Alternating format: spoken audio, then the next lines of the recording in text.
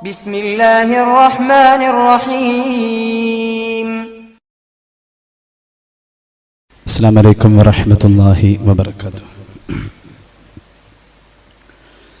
بسم الله والحمد لله والصلاة والسلام على أشرف رسول الله وعلى آله الفائزين برضا الله أما بعد. സ്നേഹാദരവുകൾ നിറഞ്ഞ സഹോദരങ്ങളെ, സത്യവിശ്വാസികളെ, സർവശക്തനായ അള്ളാഹു നമ്മുടെ ഈ സംഗമം സ്വീകരിക്കട്ടെ. നമ്മുടെ പാപങ്ങൾ അള്ളാഹു പുറത്തു തരട്ടെ. രോഗങ്ങൾ അള്ളാഹു ശിഫയാക്കട്ടെ. മരണപ്പെട്ടവരുടെ ഖബർ അള്ളാഹു സന്തോഷത്തിലാക്കട്ടെ. തെറ്റുകുറ്റങ്ങൾ അവർക്കും നമുക്കും അള്ളാഹു നിരുപാധികം മാപ്പാക്കി തരട്ടെ. നമ്മുടെയും കുടുംബത്തിൻ്റെയും സൃഷ്ട ആയുസ് അള്ളാഹു പൊരുത്തപ്പെട്ട വഴിയിലായി ഇസ്സത്തോടെ സന്തോഷത്തോടെ ദീർഘമായി കഴിഞ്ഞ് ഈമാൻ സലാമത്തായി മരിക്കാനുള്ള മഹാഭാഗ്യം അള്ളാഹു നമുക്കെല്ലാവർക്കും നൽകട്ടെ എന്ന് ആമുഖമായി ദുആ ചെയ്യുകയാണ്. ഓരോ വർഷവും കലണ്ടർ മറിയുന്നതിനനുസരിച്ച്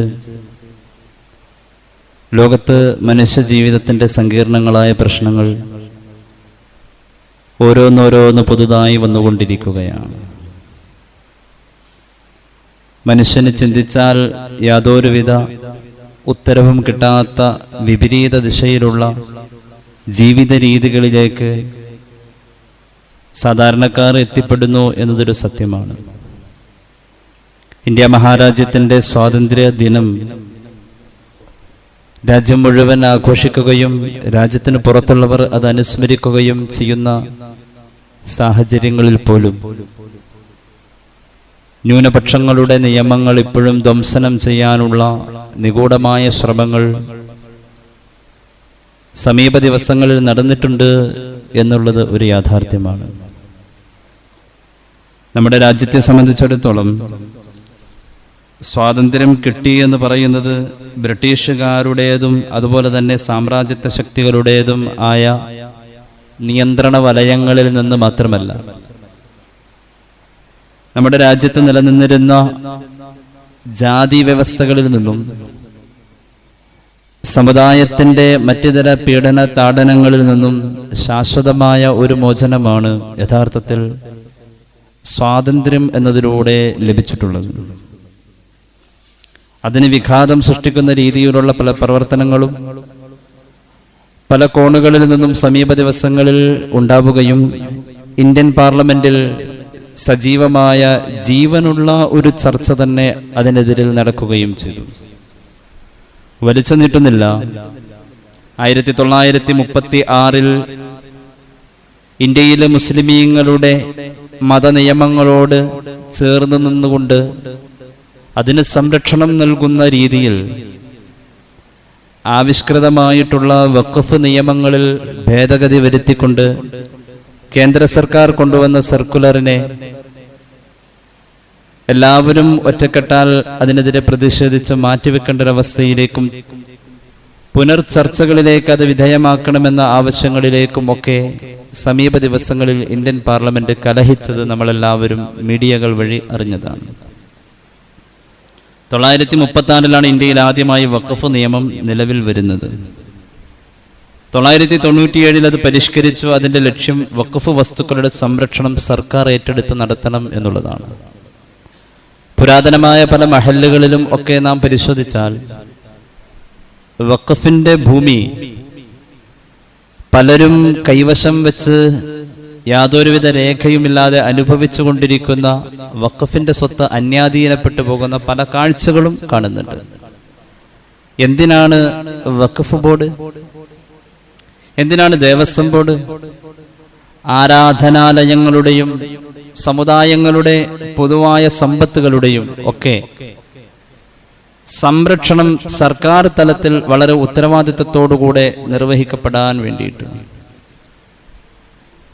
അള്ളാഹുവിൻ്റെ ഹബീബ് സല്ലല്ലാഹു അലൈഹി വസല്ലമ തങ്ങളുടെ സ്വഹാബികൾ ഇസ്ലാമിക ആധികാരികതയിൽ തന്നെ ഭരണം നടത്തുമ്പോഴും സഹോദര സമുദായത്തിൻ്റെ അവകാശങ്ങളെ വകവെച്ചു കൊടുക്കുന്ന ഒരു നല്ല സംസ്കാരം ഇസ്ലാമിക ചരിത്രത്തിൽ കാണാൻ കഴിയുന്നുണ്ട്. ലോകത്തിൻ്റെ നാനാഭാഗങ്ങളിൽ സ്തുത്യർഹമായ രീതിയിൽ പഠിക്കപ്പെടാൻ പരിശോധിക്കപ്പെടാൻ അർഹതയുള്ള അല്ലെങ്കിൽ അത്തരത്തിലുള്ള യോഗ്യതയുള്ള ചരിത്രങ്ങളിൽ നാം കാണുന്ന ചരിത്ര പുരുഷരുടെ മുഴുവനും അധികാര വിനിയോഗങ്ങളിൽ ഇത്തരത്തിലുള്ള അവകാശങ്ങൾ വകവെച്ചു കൊടുക്കുന്ന രീതിയും നമുക്ക് കാണാൻ കഴിയുന്നുണ്ട്. നമ്മുടെ രാജ്യവും വിഭിന്നമല്ല. എന്നാലും സമീപ നാളുകളിൽ ഏതാനും വർഷങ്ങളായി രാജ്യത്തെ ന്യൂനപക്ഷങ്ങളെ കൊത്തിവലിക്കപ്പെടുന്ന പുതിയ പുതിയ പരിഷ്കാരങ്ങൾ, അതിൻ്റെയൊക്കെ ലക്ഷ്യം എങ്ങോട്ട് എന്നുള്ളത് ഏതൊരു ചെറിയ കുട്ടിക്കും ബോധ്യമാകുന്ന രീതിയിലാണ്.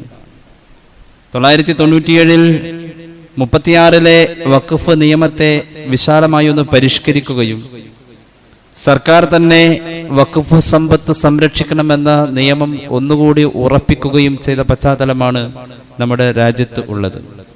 എന്നാൽ അതിനെ പരിഷ്കരിച്ച് പുതിയ നിയമമായി കൊണ്ടുവന്ന് യാതൊരു നിലക്കും ഉൾക്കൊള്ളാൻ കഴിയാത്ത വൈരുദ്ധ്യങ്ങളുടെ ഒരു കോർവയായി ഇക്കഴിഞ്ഞ ദിവസത്തിൽ പാർലമെന്റിൽ അത് ചർച്ചയാക്കാൻ സർക്കാർ കൊണ്ടുവരികയും അതിന് ഒരു മുഖവുരയില്ലാതെ പോലും കേൾക്കുന്ന രീതിയിൽ തന്നെ എതിർക്കപ്പെടേണ്ടതാണെന്നുള്ള തോന്നലിൽ പ്രതിപക്ഷത്ത് നിൽക്കുന്നവരും അതുപോലെ തന്നെ നമ്മുടെ രാജ്യത്തോട് സ്നേഹം ഹൃദയത്തിൽ സൂക്ഷിക്കുന്നവരുമായ ജനങ്ങൾ തെരഞ്ഞെടുത്ത ആളുകൾ അതിനെ നഖശിഖാന്തം എതിർത്തു എന്നുള്ളതാണ്. ഭരണഘടനാപരമായ അവകാശ ലംഘനം അതിൽ വളരെ സുതാര്യമാണ്.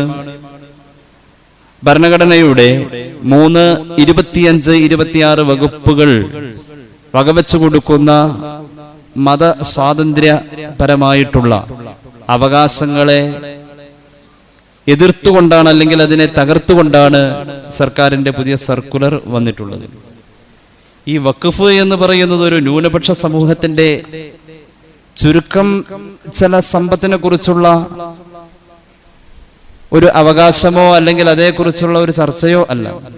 നാം മനസ്സിലാക്കേണ്ടത് ഇന്ത്യയിൽ ന്യൂനപക്ഷം വരുന്ന മുസ്ലിമീങ്ങളുടെ വഖഫ് സമ്പത്ത് കൊണ്ട് ഒരു സമൂഹത്തിൽ തന്നെ ധാരാളം വളർച്ചകൾക്ക് സ്വാധീനം ചെലുത്തപ്പെടാൻ കഴിഞ്ഞിട്ടുണ്ട്. അത് മുസ്ലിമീങ്ങൾ കയ്യിലടക്കി വെക്കുന്നു എന്ന രീതിയിലല്ല. വഖഫിന്റെ പ്രയോജനങ്ങൾ പലർക്കും ഉണ്ട്. സാധാരണ ജുമഅക്ക് പള്ളികളുടെ മുറ്റത്ത് സഹായം തേടി വരുന്നവർക്ക് നമ്മൾ സഹായം ചെയ്തു കൊടുക്കുന്നിടത്ത് മുസ്ലിം സമൂഹത്തിന്റെ പള്ളിമുറ്റത്ത് നടക്കുന്ന സഹായ അർത്ഥനകൾ അതൊരു സമുദായത്തെ മാത്രം അടിസ്ഥാനപ്പെടുത്തിക്കൊണ്ടല്ല, ഒരു വഖഫിന്റെ കേന്ദ്രീകൃതമായ സംവിധാനത്തിൽ നാം ചെയ്തു കൊടുക്കുന്ന സഹായങ്ങൾ അത് മഹല്ല അടിസ്ഥാനത്തിൽ പരിശോധിച്ചാൽ ധാരാളം കാണാനുണ്ട്. അപ്പോൾ സാമൂഹിക വളർച്ചയ്ക്ക് ഗുണം ചെയ്ത മഹത്തായ ഒരു കാര്യമാണ് വഖഫ് എന്നുള്ളത്. അതൊരു സമുദായത്തിൻ്റെത് എന്ന് പറഞ്ഞ് പരിപൂർണമായും അവഗണിക്കാൻ പാടുള്ളതല്ല. വഖഫ് സംബന്ധമായിട്ടുള്ള ഒരു ചരിത്രത്തിന്റെ ഇന്നലകൾ നമ്മൾ തേടിപ്പോയാൽ പരിശുദ്ധ മദീന തന്നെയാണ് നമുക്കതിൽ കാണാൻ കഴിയുന്നത്. വഖഫ് കർമ്മത്തിന്റെ അടിസ്ഥാനം പുണ്യ മദീനയാണ്. ഇന്ത്യ മഹാരാജ്യത്ത് വഖഫിന്റെ സ്വത്തുക്കൾ ധാരാളം ഉണ്ട്. ഏകദേശം 9.5 ലക്ഷം ഏക്കർ വഖഫ് സ്വത്ത് ഇന്ത്യയിൽ ഉണ്ട് എന്നുള്ളതാണ് ഔദ്യോഗികമായ കണക്ക്. 1.2 ലക്ഷം കോടി രൂപയുടെ ആസ്തി വഖഫ് സംബന്ധമായിട്ട് ഇന്ത്യ മഹാരാജ്യത്ത് വഖഫ് മുതലിന് കണക്കാക്കപ്പെടുന്നു. ഇന്ത്യൻ റെയിൽവേയുടെ ഏരിയകളും അതുപോലെ തന്നെ ഇന്ത്യൻ സൈനിക ഏരിയകളും കഴിഞ്ഞാൽ 3-ാം സ്ഥാനത്തേക്ക് വരുന്നത് വഖഫിന്റെ ഏരിയകളാണ്. ഇത് ഔദ്യോഗിക കണക്കാണ്. അത് സംബന്ധമായി ഒരു സമൂഹത്തിൽ നിന്നും അതിന്റെ അവകാശത്തെ പറിച്ചെടുത്ത് മതപരമായ കാര്യങ്ങളിൽ വ്രണം വരുത്തുക എന്ന ലക്ഷ്യത്തിൽ ഫാസിസത്തിന്റെ വളരെ ചീഞ്ഞളിഞ്ഞ ചിന്തകളെ അടിച്ചേൽപ്പിക്കുന്ന രീതിയാണ് ഇക്കഴിഞ്ഞ പ്രാവശ്യം പാർലമെന്റിൽ കാണപ്പെട്ടത് എന്നത് സാന്ദർഭികമായി പറയുകയാണ്. ഏതായാലും നമ്മുടെ സർക്കാർ മുന്നോട്ട് വെച്ച വഖഫിന്റെ പുതിയ പരിഷ്കാരങ്ങളെക്കുറിച്ച് ചില മുഖവുരകൾ നമ്മൾ അറിഞ്ഞിരിക്കൽ നിർബന്ധമാണ്. വഖഫ് സംബന്ധമായിട്ട് സർക്കാർ കൊണ്ടുവന്ന പുതിയ നിയമപ്രകാരം വാക്കാൽ പറയുന്ന വഖഫ് സ്വീകാര്യം അല്ല എന്നുള്ളതാണ്. മറിച്ച് വഖഫ് നാമ ഉള്ളത് മാത്രമേ വഖഫ് സ്വത്തായി അംഗീകരിക്കൂ. ഇത് എങ്ങനെ പ്രായോഗികമാകും? കാരണം നൂറ്റാണ്ടുകൾ പഴക്കമുള്ള പള്ളികൾ, അള്ളാഹുവിന്റെ ഹബീബ് സല്ലല്ലാഹു അലൈഹി വസല്ലം തങ്ങൾക്ക് 58 വയസ്സ് പ്രായമുള്ളപ്പോൾ മദീനയിൽ ജീവിച്ചിരിക്കുമ്പോഴാണ് ചെരമാൻ ജുമാ മസ്ജിദ് പോലെയുള്ള പള്ളികൾ കേരളത്തിൽ വരുന്നത്. കേരളത്തിന്റെ ഒരു ചരിത്രത്തിൽ അത്രയും പഴക്കങ്ങൾ കാണാനുണ്ട്. മഹാന്മാരായ സ്വഹാബത്തിന്റെ സഞ്ചാരങ്ങൾ ഹിമാലയത്തിന്റെ സാനുക്കൾ വഴിയും അതുപോലെ തന്നെ അറബിക്കടൽ വഴിയും ഇന്ത്യൻ മഹാസമുദ്രം വഴിയും മറ്റു രാജ്യങ്ങളിലേക്ക് ഹിജറ പോയതിന്റെ തുടർച്ചയായി പിന്നീട് ഇന്ത്യയിലേക്ക് വന്ന ആ ചരിത്രത്തിലുമൊക്കെ സ്വഹാബി സാന്നിധ്യം ഇന്ത്യ മഹാരാജ്യത്തിന്റെ നാനാഭാഗങ്ങളിൽ കാണപ്പെടുന്നു. ആ കാലം മുതൽക്ക് ഉപയോഗിച്ചു വരുന്ന ഇസ്ലാമിക ആരാധന പഠന ആലയങ്ങളുടെ ചുറ്റുപാടുകൾ പരിശോധിച്ചാൽ വഖഫിന്റെ തണലിൽ തന്നെയാണ് ഇന്നും അത് നിലനിന്നു പോകുന്നത്. സമുദായ ഭേദമന്യേ എല്ലാവരും അത് അനുഭവിക്കുന്നു എന്നത് ഒരു യാഥാർത്ഥ്യമാണ്. സർക്കാർ കൊണ്ടുവന്ന പുതിയ നിയമപ്രകാരം വാക്കാൽ പറയുന്ന വഖഫ് സ്വീകാര്യമല്ല എന്ന് പറയുമ്പോൾ വഖഫിന്റെ നിബന്ധനകളിൽ ഇസ്ലാമിക കർമ്മശാസ്ത്രം പരിശുദ്ധ ഖുർആനും ഹദീസുകളും അടിസ്ഥാനപ്പെടുത്തി തന്നെ പറയട്ടെ, വഖഫിന്റെ നിബന്ധനയിൽ വാക്കാൽ തന്നെ പറയണം എന്നുള്ളതാണ്. വാക്കാൽ തന്നെ പറയണം. വഖഫ്തു, ഞാൻ വഖഫ് ചെയ്തു, അത് വാക്കാൽ തന്നെ പറഞ്ഞ് വാക്കാൽ പറയുക എന്ന നിബന്ധനയുടെ കടക്ക് കത്തിവെച്ചു കഴിഞ്ഞു. വാക്കാൽ പറഞ്ഞാൽ പറ്റൂല. ഇവിടെ നമ്മൾ ചിന്തിക്കേണ്ടത്, സ്വാതന്ത്ര്യത്തിന് മുമ്പും പിമ്പുമായ രാജ്യത്ത് 10,000-കണക്കിന് മസ്ജിദുകൾ, മദ്രസകൾ, സ്ഥാപനങ്ങൾ, ഈദ്ഗാഹ് ഗ്രൗണ്ടുകൾ, അതുപോലെ തന്നെ പൊതു ശ്മശാനങ്ങൾ, അതുപോലെ തന്നെ മഖ്ബറകൾ, അതിനോടനുബന്ധമായി വരുന്ന ചുറ്റുപാടുകൾ, ഇതെല്ലാം വഖഫ് ചെയ്ത രേഖകൾ കൈവശം ഇല്ലാതെ അതിനെ ഒരു രേഖയായി സൂക്ഷിക്കാൻ 1000-കണക്കിന് കൊല്ലം മുമ്പുള്ള ഈ വഖഫ് ഭൂമികയെ ഒരു രേഖയായി സൂക്ഷിക്കാൻ കഴിയാതെ ഒരു സമുദായത്തിന്റെ കയ്യിൽ സുഭദ്രമായി നിൽക്കുമ്പോഴും ഇസ്ലാമിക ശറഅ് പറഞ്ഞ വാക്കാൽ മുൻകടന്ന വഖഫിന്റെ നിബന്ധനകൾ പൂർത്തിയായ ആ രീതിയിൽ വാക്കാൽ പറയപ്പെട്ട വഖഫ് സ്വത്ത് ഭൂമികൾ വഖഫായി തന്നെ നിലനിൽക്കുമ്പോൾ അതിന് ആധികാരിക രേഖ ഇല്ലെങ്കിൽ അത് വഖഫല്ല എന്ന് നിശ്ചയിക്കുന്നത് സർക്കാരോ അല്ലെങ്കിൽ സർക്കാർ ഏർപ്പെടുത്തുന്ന ഉദ്യോഗസ്ഥരോ ആവണം എന്ന് പറയുന്നത് തികച്ചും ന്യൂനപക്ഷത്തിന്റെ അവകാശങ്ങളുടെ മുകളിൽ കൈവെക്കലാണ്. അതായത് 1000-കണക്കിന് പള്ളികളിൽ പല നിലക്കുള്ള അവകാശങ്ങൾ ഉന്നയിക്കുന്ന ഫാസിസം പറയാണ് അതൊരു തർക്കമുള്ള സ്ഥലമാണ്, അത് വഖഫിൻ്റെതല്ല, അത് ഇന്നാലിന്ന ചരിത്രമുള്ള ഏതെങ്കിലും മറ്റൊരു ആരാധനാലയമാണ് എന്ന് പറഞ്ഞാൽ അതിൽ സർക്കാർ ഇടപെട്ടുകൊണ്ട് രേഖ പരിശോധിക്കുമ്പോൾ വാക്കാൽ പറയുന്ന രേഖ മാത്രമേ ഉള്ളൂ. അതിന് ഔദ്യോഗികമായ ലിഖിത രൂപത്തിലുള്ള രേഖയില്ലെങ്കിൽ സർക്കാരിനോ സർക്കാർ നിശ്ചയിക്കുന്ന ജില്ലാ കളക്ടർ പോലെയുള്ള ഉദ്യോഗസ്ഥനോ അത് ആർക്ക് വേണമെന്ന് നിശ്ചയിക്കാം. യഥാർത്ഥത്തിൽ ഇന്ത്യൻ ഭരണഘടനയുടെ മുഖപുര പോലും കാണാതെയല്ലേ ഇത്തരത്തിലുള്ള ഒരു നിയമം കൊണ്ടുവന്നിട്ടുള്ളത്. ഇതിന്റെ പല രൂപങ്ങളും നമ്മൾ മുമ്പ് കണ്ടിരുന്നു. ഒരു സമുദായത്തെ ഇന്ത്യയുമായി ഒരു ബന്ധവുമില്ലെന്ന് പറഞ്ഞു തീർക്കാനുള്ള പൗരത്വ നിയമം പോലെയുള്ള പലതിനെയും കൊണ്ടുവന്നു. അതുപോലെയുള്ള അതിന്റെ മറ്റൊരു രൂപമാണ് ആരാധനാലയങ്ങളെ പിടിച്ചെടുക്കാൻ. എനിക്ക് തോന്നുന്നു 1 മാസം കൊണ്ട് ഇന്ത്യയിൽ നിലവിലുള്ള ഇസ്ലാമിക ആരാധനാലയങ്ങളുടെ പകുതിയും ഈ വഖഫ് നിയമം വഴി സർക്കാരിന് അനധികൃതമായി ഒരു സമുദായത്തെ അതിൽ നിന്നും ഒഴിപ്പിച്ചെടുക്കാൻ നിയമം കൊണ്ട് തന്നെ സാധിക്കാൻ വേണ്ടിയാണ് ഇത്തരത്തിലുള്ള ഒരു വികൃതമായ നിയമം കൊണ്ടുവന്നത്. പഴയകാലത്തെ പള്ളിയുടെ മറ്റുമൊക്കെ രേഖ ചോദിച്ചു കഴിഞ്ഞാൽ അത് വഖഫാണ് എന്നുള്ളത് ജനങ്ങളാൽ അറിയുന്നതാണ്. ഇനി അതിനൊരു രേഖ വേണമെന്ന് പറഞ്ഞാൽ ആ രേഖയെ എങ്ങനെ സമർപ്പിക്കാൻ കഴിയും? ആസൂത്രിതമായി തന്നെയാണ് ഇത് കൊണ്ടുവന്നിട്ടുള്ളത്. അതുകൊണ്ടൊക്കെ തന്നെയാണ് ഇസ്ലാമിക ശറഅ് അള്ളാഹുവിന്റെ നിയമം പറഞ്ഞത് വാക്കാൽ പറഞ്ഞാൽ മതി. പിന്നെ ഒരു ഖബർ മുത്തവാത്തിർ, ഒരു പ്രചാരം നേടിയ ഒരു ചർച്ച, വാർത്താ, ചരിത്രം, അത് മതി. അത് പഴയകാലത്തെ വഖഫാണ് എന്നൊരു ചരിത്രം. കേരളത്തെ സംബന്ധിച്ചിടത്തോളം ഒരുപാട് സ്ഥാപനങ്ങൾ, എല്ലാ സമുദായത്തിനും ഒരുപോലെ പഠനം നിർവഹിക്കാനും മറ്റു കാര്യങ്ങൾക്കുമുള്ള ഒരുപാട് സ്ഥാപനങ്ങൾ പൂർവികരായ പലരും, ഉദാഹരണം കോഴിക്കോട് ഫറൂഖ് കോളേജ് ഒരു വഖഫ് ഭൂമികയാണ്. 27 ഏക്കറോളം വരുന്ന ഭൂമിയെ വഖഫ് ചെയ്തിരിക്കുകയാണ്. പള്ളിക്ക് മാത്രമല്ല ഇതുള്ളത്. ഇങ്ങനെ പലതിനെയും ഒരു സമുദായത്തിൽ നിന്നും അടർത്തിയെടുക്കാൻ വേണ്ടി കൊണ്ടുവന്ന നിയമത്തിന്റെ അടുത്ത ഭാഗം നോക്കൂ. ഒരു വസ്തു വഖഫാണോ അല്ലയോ എന്ന തർക്കം വന്നാൽ അതിൽ ആത്യന്തിക തീരുമാനം സർക്കാരിൻ്റെതായിരിക്കും. നമ്മൾ നേരത്തെ പറഞ്ഞ പോലെ റോഡ് നിർമ്മാണവുമായി ബന്ധപ്പെട്ട് തന്നെ ഒരുപാട് ആരാധനാലയങ്ങളെ പൊളിച്ചു മാറ്റിയിട്ടുണ്ട്. അത് എല്ലാ സമുദായങ്ങളോടും അങ്ങനെ ആ ലാഘവത്തിൽ ഇടപെടുന്നില്ല എന്നുള്ളതാണ്. അതുപോലെ തന്നെ പല രീതിയിലുള്ള പുരോഗമനത്തിന്റെ കാര്യം പറഞ്ഞുകൊണ്ട് പല നിലയിൽ വഖഫ് ഭൂമികകളെ കയ്യേറ്റം ചെയ്തിട്ടുണ്ട്. അതിനെയെല്ലാം ഒരു സ്വാഭാവികമായ പരിഗണനയിൽ തന്നെ സമുദായം ബഹുമാനത്തോടുകൂടെ കണ്ടിട്ടുമുണ്ട്. ഇത് അങ്ങനെയല്ല. രാജ്യത്തിന്റെ പൈതൃകത്തെ തന്നെ തച്ചുടക്കുന്ന രീതിയിൽ വളരെ ചിരിപ്പിച്ചു കളയുന്ന വികൃത നിയമങ്ങൾ കൊണ്ടുവന്നിരിക്കാം. ഒരിക്കൽ ഒരു വഖഫ് വസ്തു വഖഫ് ചെയ്തു കഴിഞ്ഞാൽ പിന്നീട് അത് പിൻവലിക്കാം എന്നുള്ളൊരു നിയമവും ഇതിൽ സർക്കാർ കൊണ്ടുവന്നിരിക്കുന്നു. അത് വഖഫിൽ നിന്നും പിൻവലിക്കാം.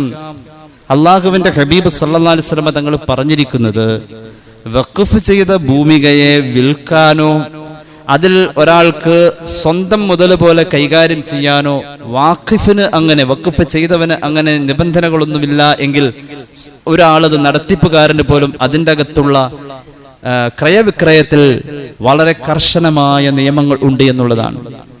വിൽക്കാൻ പാടില്ലല്ലോ. വഖഫ് സ്വത്ത് അത് നുരമ്പിപ്പോകുന്ന ഘട്ടമുണ്ടെങ്കിൽ പോലും അതിൽ വിൽപ്പന പാടില്ല എന്ന നിബന്ധനകൾ പലപ്പോഴും വഖഫിന്റെ കാര്യങ്ങളിൽ വിശാലമായി തന്നെ കാണാനുണ്ട്. ഇസ്ലാമിക കർമ്മശാസ്ത്രത്തിൽ ഏറെ ചർച്ച ചെയ്തിട്ടുള്ള ഒരു ഭാഗമാണ് വഖഫ് സംബന്ധമായിട്ട്. സർക്കാർ പുതിയ നിയമം കൊണ്ടുവന്ന് വഖഫ് ചെയ്താൽ അത് പിൻവലിക്കാം. അത് പറയേണ്ടത് മതമല്ലേ? ഒരു അക്ഷയ കനിയാണ് വഖഫ്. സദഖ ചെയ്യുന്ന പോലെ, ഹദിയ ചെയ്യുന്ന പോലെ അതിന്റെ വേറെ ഒരു രീതിയാണ് വഖഫ്. ഹദിയയായും സദഖയായും നമ്മൾ പറയാറുണ്ട് ജാരിയായ സദഖ, മരിച്ചാലും ഖബറിലേക്ക് ശാശ്വതമായി നിലനിൽക്കുന്നു. ഒരു മരം നട്ടാൽ ആ മരം നട്ടവൻ ഖബറിൽ കിടന്നാൽ അവൻ ജീവിച്ചിരുന്നപ്പോൾ അതിന്റെ ചില്ലയിൽ കിളികൾ വന്ന് കൂടുകൂട്ടിയതിനും കൂലിയുണ്ട്, അതിന്റെ തണൽ കൊണ്ടതിനും കൂലിയുണ്ട്. അവൻ മരിച്ചാലും അതുപോലെ തന്നെ സദഖത്തുൻ ജാരിയ എന്ന രീതിയിലുള്ള മതപരമായ അതിനേക്കാൾ ആഴത്തിലുള്ള ഒരു കാഴ്ചപ്പാടിന്റെ മൂന്നക്ഷരത്തെ പറയുന്നതാണ് വഖഫ്. വഖഫ് സ്വത്തിനെ പരിപൂർണമായും അള്ളാഹുവിലേക്ക് ഏൽപ്പിക്കുകയാണ്. ഹബ്സു മാലിൻ യുംകിനുൽ ഇന്തിഫാഉ ബിഹി മഅ ബഖാഇ ഐനിഹി എന്നതാണ് വഖഫിന്റെ നിർവചനം. ഏതൊരു കാര്യത്തിന് വേണ്ടിയാണ് വഖഫ് ചെയ്യുന്നത് ആ കാര്യത്തിൽ അതിനെ തടഞ്ഞു വെക്കുക, മറ്റൊന്നിലേക്കും അതിനെ തിരിക്കാതിരിക്കാതെ, അതാണ് വഖഫ് കൊണ്ടുള്ള ഉദ്ദേശം. തുഹ്ഫ ഇത് രേഖപ്പെടുത്തുന്നു. ഈ രീതിയിലുള്ള ഇസ്ലാമിക കർമ്മശാസ്ത്രം വളരെ കൃത്യമായി പറഞ്ഞതിനെ തന്നെ വളച്ചു ഒടിച്ചു കൊണ്ടുവരൽ, അതിന് നിശേഷം ഉന്മൂലനം ചെയ്യുന്ന പുതിയ ബില്ലിന് വഖഫുമായി ഒരു ബന്ധമില്ലാത്തതിന് വഖഫ് ബില്ല് അല്ലെങ്കിൽ വഖഫ് നിയമം എന്ന ശീർഷകം മാത്രം കൊടുത്തുകൊണ്ട് കൊണ്ടുവരികയാണ്. പുതിയ ബില്ല് പ്രകാരം വഖഫ് ബോർഡിൽ വഖഫ് എന്ന് പറയുന്ന വാക്കും ആ ഒരു രീതിയും സംബന്ധമായി ബന്ധമുള്ള സമുദായം അല്ലാത്ത മറ്റു സമുദായത്തിലെ അംഗങ്ങളെ അതിന്റെ പ്രതിനിധികളായി നിശ്ചയിക്കുന്നു. അങ്ങനെയെങ്കിൽ പള്ളിയിൽ ബാങ്ക് വിളിക്കാനും ഇമാമത്ത് നിൽക്കാനും പ്രസ്തുത പ്രവർത്തനത്തിൽ നൈപുണ്യമുള്ള മുസ്ലിം അല്ലാത്തവരെ നിശ്ചയിക്കാൻ സർക്കാരിന് അവകാശമുണ്ടെന്ന് പറയുന്ന പോലെ സമ്മതിക്കുമോ? ഒരു സമുദായത്തിന്റെ ആരാധന മത സ്വാതന്ത്ര്യങ്ങളിലേക്ക് നിർദാക്ഷിണ്യം അവരെ ഒറ്റപ്പെടുത്തിക്കൊണ്ട് കൈകടത്തുന്ന ഇത്തരത്തിലുള്ള വികൃതമായ നിയമങ്ങൾ പല കാരണങ്ങളാലും വഖഫ് സംബന്ധമായിട്ടുള്ള കാര്യങ്ങളിൽ നിശ്ചയിക്കപ്പെടുന്ന ഉദ്യോഗസ്ഥർ മുസ്ലിമായി കഴിഞ്ഞാൽ പറ്റാതെ വരുന്നുണ്ട്. അത് സംബന്ധമായിട്ടുള്ള യാതൊരുവിധ പഠനവും നടത്താതെ ഒരു നിയമത്തെ കൊണ്ടുവന്നിരിക്കാം. ഒരു രാജ്യത്ത് പുതിയൊരു നിയമത്തെ അല്ലെങ്കിൽ പഴയ നിയമത്തെ പരിഷ്കരിക്കുന്ന ഘട്ടങ്ങളിൽ അത് സംബന്ധമായി വിശാലമായ പഠനങ്ങൾ നടത്തിയ ശേഷം, എന്തിനേറെ ഒരു വാക്സിൻ തന്നെ ഒരു രാജ്യത്ത് പരീക്ഷിക്കണം, എത്ര പഠനങ്ങൾ നടത്തണം? അതിന്റെ യഥാർത്ഥ കോഴ്സ് പൂർത്തിയാവണമെങ്കിൽ ആരോഗ്യപരമായ ചില രീതികളിൽ ചിലപ്പോൾ 15 വർഷം വരെ ആ പരീക്ഷണത്തിന് കാത്തിരിക്കണമെന്നാണ്. അതുപോലെ തന്നെ രാജ്യത്ത് പുതിയതോ അല്ലെങ്കിൽ പഴയതിൽ മാറ്റം വരുത്തിയിട്ടുള്ള പരിഷ്കൃതമായ രീതിയോ കൊണ്ടുവരുന്നതിൽ ധാരാളം പഠനങ്ങൾ നടത്തണം. ഈ രീതിയെ നമ്മുടെ രാജ്യത്തിന്റെ രാഷ്ട്രീയ പ്രസ്ഥാനങ്ങളുടെ നിറം നോക്കാതെ എംപിമാർ ഒറ്റക്കെട്ടായി എതിർത്തതിനെ നമ്മൾ പ്രശംസിക്കുകയാണ്. നമ്മുടെ രാജ്യത്തെ തച്ചു തകർക്കുന്ന രീതിയിലേക്ക് ഈ അവസ്ഥയിൽ വഖഫ് സംബന്ധമായിട്ടുള്ള ഒരു ചർച്ചകളും പാർലമെന്റിൽ അതേക്കുറിച്ചുള്ള ബഹളങ്ങളൊക്കെ സമീപ ദിവസങ്ങളിൽ ഉണ്ടായിട്ടുണ്ട് എന്നുള്ളതാണ്. ഇതേക്കുറിച്ച് വയനാടിന്റെ വെള്ളപ്പൊക്കത്തിലും മറ്റുമൊക്കെ ഉരുൾപൊട്ടലിലുമൊക്കെ മനോമുഖരം മരവിച്ചു നിൽക്കുന്ന സമൂഹം ഒരു പക്ഷെ ശ്രദ്ധിക്കാതെ പോയിട്ടുണ്ട്. യഥാർത്ഥത്തിൽ പട്ടാമ്പി പ്രദേശത്തൊക്കെ കള്ളം കയറുന്നത് പട്ടാമ്പി നേർച്ച നടക്കുമ്പോഴാണ്. കാരണം ജനങ്ങളൊക്കെ നേർച്ച നടക്കുന്നിടത്തായിരിക്കും, അപ്പോഴാണ് കള്ളം കയറാം. രാജ്യത്തിന്റെ നാനാഭാഗങ്ങളിൽ ഉരുൾപൊട്ടലുകളും പ്രകൃതിക്ഷോഭങ്ങളും വെള്ളപ്പൊക്കവും ഒക്കെ ഉണ്ടാകുന്ന ഒരു സന്ദർഭം, അല്ലെങ്കിൽ ന്യൂനപക്ഷങ്ങളുടെ അവകാശങ്ങൾക്കെതിരെ ശബ്ദിക്കുന്ന സർക്കാരിനെ പിടിച്ചു കെട്ടാനുള്ള ആർജവം കാണിക്കുന്ന എംപിമാരും ആ ബോധമുള്ള ഉത്തരവാദിത്തപ്പെട്ട അധികാരികളും പാർലമെന്റിൽ ഉച്ചസ്ഥലം ഉദ്ഘോഷിക്കുന്ന ഒരു ഘട്ടത്തിൽ അവർ മറ്റൊരു ചിന്തയിലെന്ന ആ ഒരു അവസരത്തെ മുതലാക്കി ഇത്തരത്തിലുള്ള ഒരു നിയമത്തെ കൊണ്ടുവരുന്ന ഒരു ഘട്ടം നമ്മൾ കാണുകയാണ്. അള്ളാഹുവിന്റെ ഹബീബ് സല്ലല്ലാഹു അലൈഹി വസല്ലമ തങ്ങളുടെ സ്വഹാബികളിലെ 80ഓളം വരുന്ന സ്വഹാബികളിൽ നിന്ന് അവർ വിശാലമായ സമ്പത്തുകളെ വഖഫ് ചെയ്ത ചരിത്രങ്ങൾ ഇസ്ലാമികമായ ചരിത്ര അധ്യാപനങ്ങളിൽ നമുക്ക് കാണാൻ കഴിയും. അള്ളാഹുവിന്റെ ഹബീബ് സല്ലല്ലാഹു അലൈഹി വസല്ലം തങ്ങളുടെ പ്രിയ സ്വഹാബി ജാബിർ റളിയല്ലാഹു അൻഹു ഹബീബായ നബി കരീം സല്ലല്ലാഹു അലൈഹി വസല്ലമ തങ്ങളുടെ സ്വഹാബികളെ കുറിച്ച് പറയുന്നിടത്ത് അങ്ങനെയാ പറയുന്നത്. 80ഓളം വരുന്ന സ്വഹാബികൾ അവരുടെ വഖഫ് ഭൂമികളെ, അവരുടെ ഭൂമികളെ വഖഫ് ചെയ്തും അവരുടെ സമ്പത്തുകളെ നിരുപാധികം വഖഫായി സമർപ്പിച്ചും ആഖിറത്തിന് വേണ്ടി അവർ ഒരുക്കങ്ങൾ നടത്തിയതിനെ കുറിച്ച് ചർച്ചയാക്ക സ്വഹാബിയായ മഹാനായ ജാബിർ ബിൻ അബ്ദുല്ലാഹി റളിയല്ലാഹു അൻഹു. ഇമാം ശാഫിഈ റളിയല്ലാഹു അൻഹു പറയുകയാണ്, മഹാനവറുകൾക്ക് വിവരം കിട്ടിയത് അന്ന അക്സറ മിൻ 80 റജുലൻ മിൻ അസ്ഹാബി റസൂലുള്ളാഹി സ്വല്ലല്ലാഹു അലൈഹി വസല്ലം മിനൽ അൻസാർ തസദ്ദഖൂ ബിസദഖാത്തിൻ മൗഖൂഫാത്ത്. അൻസാരികളിൽ നിന്ന് തന്നെ 80-ലധികം ആളുകളെ ഇതുപോലെ വഖഫ് കൊണ്ട് ആഖിറം നേടി. ഞാൻ നേരത്തെ പറഞ്ഞ ജാരിയ സദഖ പോലെ അല്ലെങ്കിൽ ഹദിയാകൾ പോലെ വഖഫ് എന്ന് പറയുന്ന അക്ഷയഖനി കൊണ്ട് സ്വർഗം വാങ്ങിയ 80ഓളം സ്വഹാബികളെ എനിക്ക് അറിയാമെന്ന് മഹാനായ ഇമാമുന ശാഫിഈ റളിയല്ലാഹു അൻഹു. എങ്ങനെയാ സ്വഹാബികൾ അതിലേക്ക് കടന്നു വന്നത്? 35,000-ഓളം ദീനാർ കൊടുത്തിട്ട് മഹാനായ ഉസ്മാൻ ബിൻ അഫ്ഫാൻ റളിയല്ലാഹു അൻഹു ഹബീബായ നബി കരീം സല്ലല്ലാഹു അലൈഹി വസല്ലമ തങ്ങളുടെ മുന്നിൽ ഒരു ജലസംഭരണി വാങ്ങിയിട്ട് സമൂഹത്തിലെ എല്ലാവർക്കും വേണ്ടി വഖഫ് ചെയ്യുന്ന ഒരു സംഭവം മഹാന്മാരായ അയിമ്മത്ത് ഉദ്ധരിക്കുന്നതായി കാണാം. ഇമാം ബുഖാരി, ഇമാം തുർമുദി ഒക്കെ അവരുടെ സിഹാഹിന്റെ കിതാബുകളിലും സുനനുകളിലും ഒക്കെ ഉദ്ധരിക്കുന്നതായി കാണാം. എങ്ങനെയാണ് സംഭവം? അള്ളാഹുവിന്റെ ഹബീബ് സല്ലല്ലാഹു അലൈഹി വസല്ലമ തങ്ങളും സ്വഹാബികളും മദീനയിലെത്തുന്ന സന്ദർഭത്തിൽ അവിടെ വെള്ളം ഉണ്ടായിരുന്നില്ല എന്ന ഒരു ചുറ്റുപാട് ആ ചരിത്രത്തിൽ കാണാൻ കഴിയുന്നുണ്ട്. ആ സന്ദർഭത്തിൽ മദീനയിൽ വെള്ളം ലഭിച്ചിരുന്നത് റൂമത്ത് എന്ന് പറയുന്ന ഒരു ജലാശയത്തിൽ നിന്നാണ്. ആ റൂമത്ത് എന്ന് പറയുന്ന ജലാശയത്തിൽ നിന്നും വെള്ളമെടുക്കാൻ ഒരു മുദ്ദ് പാത്രം വെള്ളം വാങ്ങുന്നതിന് ഒരു വലിയ സംഖ്യ കൊടുക്കണം എന്ന ഒരു അവസ്ഥ ഉണ്ടായിരുന്നു. വെള്ളം പൈസ കൊടുത്ത് വാങ്ങാം. അങ്ങനെ ഇരിക്കെ പുണ്യ നബി സല്ലല്ലാഹു അലൈഹി വസല്ലം തങ്ങള് സ്വഹാബികളുടെ ഇടയിൽ ചോദിക്കാണ്, മയ്യസ്തരീഹാ മിൻ ഖാലിസി മാലിഹി ഫയകൂനു ദൽവുഹു ഫിഹാ കദുലീൽ മുസ്ലിമീൻ വലഹു ഖൈറും മിൻഹാ ഫിൽ ജന്ന. സ്വർഗ്ഗത്തിൽ ഇതിലും നല്ല അരിവി ഞാൻ വാഗ്ദാനം ചെയ്യുന്നു.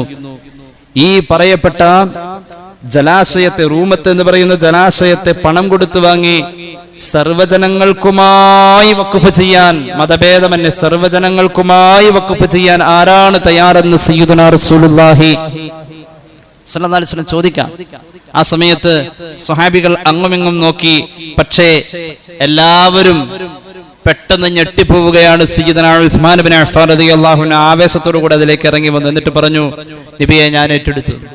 35,000-ഓളം ദീനാർ അല്ലെങ്കിൽ ദിർഹം പണം നൽകി മഹാനവറുകൾ അത് വാങ്ങിയെന്ന് മാത്രമല്ല, റസൂലുള്ളാഹി പറഞ്ഞിട്ട് വാങ്ങുന്നതല്ലേ സല്ലല്ലാഹു അലൈഹി വസല്ലം. അതിനൊന്ന് വൃത്തിയാക്കി, അതിന്റെ അരിക് വൃത്തിയാക്കി, അതിലെ ചെളികൾ കോരിക്കളഞ്ഞു, കുറച്ചുകൂടി വിശാലമാക്കി മഹാനവറുകൾ അതിനുശേഷം ആ ജലാശയത്തെ നിരുപാധികം സർവ്വജനങ്ങൾക്കും വേണ്ടി മഹാനവറുകൾ വഖഫ് ചെയ്തു എന്ന് സ്വഹീഹുൽ ബുഖാരിയിൽ ഹദീസ് നമുക്ക് കാണാൻ കഴിയും.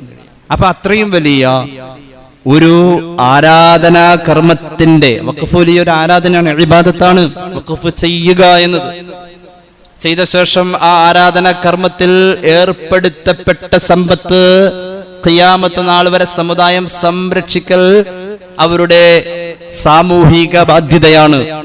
ഒരു സമുദായത്തെ സംബന്ധിച്ചിടത്തോളം ആരാധനാ സ്വാതന്ത്ര്യത്തിന് സംരക്ഷണം നൽകേണ്ട സർക്കാർ ഇത്തരത്തിൽ സംരക്ഷിക്കപ്പെടേണ്ട സമ്പത്തിനും സംരക്ഷണം നൽകുക എന്ന ഉദ്ദേശത്തിൽ സ്വതന്ത്ര ഇന്ത്യയുടെ ഇന്ന് കാണുന്ന രൂപങ്ങൾക്ക് മുന്നേ നമ്മുടെ രാജ്യശില്പികൾ സമർപ്പിച്ച നിർദ്ദേശപ്രകാരം ബ്രിട്ടീഷുകാരന്റെ കാലത്ത് തന്നെ വളരെ വ്യവസ്ഥാപിതമായും പ്രക്രിയാധിഷ്ഠിതമായും നിലവിൽ വന്ന ഒരു നിയമത്തെ തച്ചു തകർത്തുകൊണ്ട് സമുദായത്തിന്റെ മുകളിൽ കയറി നിന്ന് ചിത്രം വരയ്ക്കാൻ ശ്രമിക്കുന്നവന്റെ പാദങ്ങളെ പിഴുതെറിയാൻ സമൂഹത്തിൽ പ്രതിജ്ഞാബദ്ധരായ ബോധമുള്ള മനുഷ്യരെ കാലത്തും ഉണ്ടാകും എന്നുള്ളതാണ്. സമാന്തരമായി പ്രിയപ്പെട്ട ദളിത് സഹോദരന്മാരുടെ അവകാശ ദംശനങ്ങളെ കുറിച്ചും ചർച്ച ചെയ്യേണ്ടതാണ്. ഇന്ത്യ മഹാരാജ്യത്തിന്റെ 2015 വരെയുള്ള കണക്കനുസരിച്ച് ഏകദേശം 16.5 കോടിയോളം വരുന്ന ജനങ്ങൾ ദളിത് വിഭാഗത്തിൽപ്പെട്ടതാണ്. താഴ്ന്ന വർഗത്തിൽപ്പെട്ടവരെയും ന്യൂനപക്ഷത്തെയും വളരെയധികം മൃഗീയമായി പീഡിപ്പിക്കുക എന്ന രീതി സവർണ ഫാസിസത്തിന്റെ എഴുതിവെക്കപ്പെട്ട നിയമങ്ങളാണ്. ആ രീതിയെ നടപ്പാക്കാൻ വേണ്ടി സവർണ ഫാസിസത്തിന്റെ എല്ലാ ഒത്താശയോടുകൂടിയും പ്രവർത്തിക്കുന്ന സർക്കാർ തലങ്ങളിലുള്ളവർക്ക്, അധികാരികൾക്ക് എക്കാലത്തും അവരുടെ ഏറ്റവും വലിയ താല്പര്യവും അവരുടെ ലക്ഷ്യവും അത് തന്നെയാണ്. അത് നടക്കില്ല എന്ന് ഓരോ ഘട്ടത്തിലും ഇന്ത്യ മഹാരാജ്യത്ത് കാണിച്ചു കൊടുത്ത ധാരാളം ചരിത്ര സംഭവങ്ങളുണ്ട്. അങ്ങനൊരു വിഷയം വരുമ്പോൾ സമുദായങ്ങൾ എല്ലാവരും ഒന്നായി നിൽക്കുകയാണ്. നമ്മുടെ രാജ്യത്തിന് ഒരു ഏകീകൃത ശിലാരൂപത്തെ സ്ഥാപിക്കാൻ ശ്രമിക്കുന്നിടത്ത് പുറത്തേക്ക് വലിച്ചെറിയപ്പെടുന്നവരിൽ മുസ്ലിമീങ്ങൾ മാത്രമല്ല, ചെറിയ ചെറിയ സമുദായങ്ങളായി അറിയപ്പെടുന്ന ഭൂരിപക്ഷ വിഭാഗത്തിന്റെ ഉള്ളിലുള്ള ചെറിയ ചെറിയ ജാതി വ്യവസ്ഥകളിൽ പുറന്തള്ളപ്പെടേണ്ടവർ എന്ന് പറയപ്പെടുന്ന ഒരുപാട് ആളുകളും വേറെയുണ്ട്. നമ്മുടെ രാജ്യത്തിന്റെ പവിത്രമായ നിയമ സംഹിതകളെയും തത്വങ്ങളെയും പൈതൃകത്തെയും പുറങ്കാലുകൊണ്ട് തട്ടുന്ന ഈ രീതിയെ നമ്മൾ ഏതാണ്ട് ഒരു 10 കൊല്ലത്തോളമായി കൂടുതൽ കണ്ടുകൊണ്ടിരിക്കുകയാണ്. ഞാൻ ചില കണക്കുകൾ പറയാം. നമ്മുടെ രാജ്യത്ത് ദളിത് വിഭാഗങ്ങൾ ധാരാളം പീഡനങ്ങൾ അനുഭവിക്കുന്നുണ്ട്. ഹരിജൻ എന്നാണ് അവരെ വിളിക്കപ്പെടുന്ന ഒരു പേര്, ഹരിജൻ. ആ പേര് പോലും മഹാത്മാഗാന്ധി കൊടുത്തതാണ്. ഹരിജൻ എന്ന് പറഞ്ഞു കഴിഞ്ഞാൽ മഹാത്മാഗാന്ധി വളരെ പ്രിയത്തോടുകൂടി വിളിച്ച ഒരു പേരാണ് ഹരിജൻ. ഹരി എന്നതിൽ അദ്ദേഹം വലിയ ഒരു ബഹുമാനാണ് സൂചിപ്പിച്ചത്. മഹാത്മാഗാന്ധിയുടെ ഒരു മകന്റെ പേരാണ് ഹരിലാൽ. ഹരിലാൽ പൊന്നാനിയിൽ വന്ന് മുസ്ലിമായ ചരിത്രങ്ങളൊക്കെ ഉണ്ട്. ഹരിലാൽ ഗാന്ധി അബ്ദുള്ള ഗാന്ധിയായി എന്നൊക്കെ പറയപ്പെടുന്ന ചരിത്രങ്ങളുണ്ട്. അദ്ദേഹത്തിന്റെ ജീവിതത്തിന്റെ ലാളിത്യവും അദ്ദേഹത്തിന്റെ പഠനപരമായ വിശാലമായ ലോകവും ഒരു മാനവികതയുടെ സന്ദേശമാണ് ഉണർത്തുന്നത് എങ്കിൽ മാനവികതയുടെ എക്കാലത്തെയും ഏറ്റവും മികച്ച നിയമങ്ങൾ പറഞ്ഞിട്ടുള്ള പരിശുദ്ധ ഖുർആൻ തന്നെയാണ് അദ്ദേഹത്തിന്റെ പഠനത്തിൽ ഏറ്റവും മുന്നിൽ നിൽക്കുന്ന ഗ്രന്ഥങ്ങളും പഠന രീതികളും. ഏതായാലും ദാസസ്യ രാക്ഷസ ചണ്ടാലൻ ഹരിജൻ അസുരൻ അവർണൻ നിഷാദൻ പഞ്ചാമൻ ദളിത് വിഭാഗത്തെ പറയപ്പെടുന്ന പേരുകളാണ്. ഈ രീതിയിൽ മഹാത്മാ ജ്യോതിറാവു എന്ന മഹാരാഷ്ട്രയിലെ സാമൂഹിക പരിഷ്കർത്താവ് ദളി എന്ന് പറയുന്ന വിഭജിക്കപ്പെട്ടവർ എന്നർത്ഥ ഉള്ള രീതിയിലുള്ള ഒരു വാക്കുകൊണ്ട് ദളിതർ എന്ന് വിളിക്കപ്പെട്ട ഒരു സമൂഹമാണ്. അവരെയും ഇതുപോലെ തന്നെ ആരാധനാലയങ്ങളിൽ നിന്നും അവകാശങ്ങളിൽ നിന്നും പുറന്തള്ളപ്പെടുന്ന നിയമങ്ങൾ നമ്മുടെ രാജ്യത്ത് കൊണ്ടുവരപ്പെട്ടുകൊണ്ടിരിക്കുകയാണ്. 2015 വരെ അവരുടെ കേസ് 1,38,000 വരുന്ന രീതിയിൽ നമ്മുടെ കോടതികളിൽ കെട്ടിക്കിടക്കുകയാണ്. 955 വെറും 150 കേസുകളാ ദളിതരുടെ അവകാശ ദംശനവുമായി ബന്ധപ്പെട്ട് നമ്മുടെ ജുഡീഷ്യറിയിൽ രജിസ്റ്റർ ചെയ്യപ്പെട്ടത്. വെറും 150 കേസുകൾ ഏകദേശം 6-7 പതിറ്റാണ്ട് കഴിയുമ്പോൾ അത് 1.5 ലക്ഷത്തോളം എത്തുകയാണ്. അത്രത്തോളം പീഡിപ്പിക്കപ്പെടുന്നത് മുസ്ലിമീങ്ങൾ മാത്രമാണെന്നൊന്നുമില്ല. ഈ രീതിയിൽ 90 വയസ്സ് കഴിഞ്ഞ ദളിത് വൃദ്ധൻ ക്ഷേത്രത്തിൽ കയറി എന്നതിന്റെ പേരിൽ ജീവനോടെ തീയിട്ട് കൊന്നത് നമ്മുടെ രാജ്യത്താണ്. ഇക്കഴിഞ്ഞ 10 വർഷത്തെ കണക്കാണ് ഈ പറയുന്നത്. ഹരിയാനയിലെ ഫരീദാബാദിൽ 2 കുട്ടികളടക്കം ഒരു കുടുംബത്തെ ചുട്ടുകൊന്നു, ദളിത് കുടുംബത്തെ നമ്മുടെ രാജ്യത്ത്. ഉത്തർപ്രദേശിലെ ബലയയിൽ ദളിത് യുവാവിനെ ഉറക്കത്തിൽ വെട്ടിക്കൊന്നു ഡിജിറ്റൽ ഇന്ത്യയിൽ. ഇതുപോലെ തന്നെ ന്യൂഡൽഹിയിലെ ഗ്രേറ്റർ നോയിഡയിൽ ദളിത് ദമ്പതികളെ പോലീസ് നഗ്നരാക്കി. സാംസ്കാരിക ഇന്ത്യയിൽ മുന്നോക്ക സമുദായത്തിന്റെ ഇരിപ്പിടത്തിൽ ഇരുന്നു പോയതിന്റെ പേരിൽ ദളിത് വിദ്യാർത്ഥിയെ മംഗലാപുരത്ത് വേദാധ്യാപകൻ മർദ്ദിച്ചു. സ്വതന്ത്ര ഇന്ത്യയിൽ മധ്യപ്രദേശിലെ ചാത്തർപൂരിലെ ഗ്രാമത്തിലെ പെൺകുട്ടി പൊതു ടാപ്പിൽ നിന്നും വെള്ളം എടുത്തതിന്റെ പേരിൽ ദളിത് ബാലിക അവളെ പ്രഹരിച്ചു. നമ്മുടെ രാജ്യത്ത് ഗോമാംസം സൂക്ഷിച്ചു എന്ന കള്ളപ്രചരണത്തിൽ ഒരു മുഹമ്മദ് അഖ്ലാഖിനെയും കൊന്നൊടുക്കി. അങ്ങനെ നോക്കുകയാണെങ്കിൽ ഒരുപാട് പ്രശ്നങ്ങളുണ്ട്. സ്വതന്ത്ര ഇന്ത്യയുടെ പൈതൃകം എന്നും നിലനിൽക്കാൻ നമ്മുടെ രാജ്യത്തെ നമ്മളാൽ കഴിയുന്ന പ്രയത്നങ്ങൾ, സേവനങ്ങൾ, അതുപോലെ തന്നെ ഇലക്ഷൻ വരുമ്പോഴുള്ള പ്രവർത്തനങ്ങൾ, അതിൽ ഒരു ധാരണയും ബോധവും ഉണ്ടാകുന്നതോടൊപ്പം തന്നെ നിരന്തരമായ പ്രാർത്ഥനകളും വേണം. സർവശക്തൻ ഈ രാജ്യത്തിന്റെ സൗന്ദര്യം എന്നും നിലനിർത്തട്ടെ എന്ന് ദുആ ചെയ്തുകൊണ്ട് ഹ്രസ്വമായ എന്റെ വാക്കുകൾ നിർത്തുന്നു. 3 സ്വലാത്ത് ചൊല്ലി ദുആ ചെയ്യാം. സല്ലല്ലാഹു അലാ മുഹമ്മദ്, സല്ലല്ലാഹു അലാ മുഹമ്മദ്, اللهم صل على محمد يا رب صل عليه وسلم. الحمد لله رب العالمين. اللهم صل على سيدنا محمد وعلى آل سيدنا ومولانا محمد.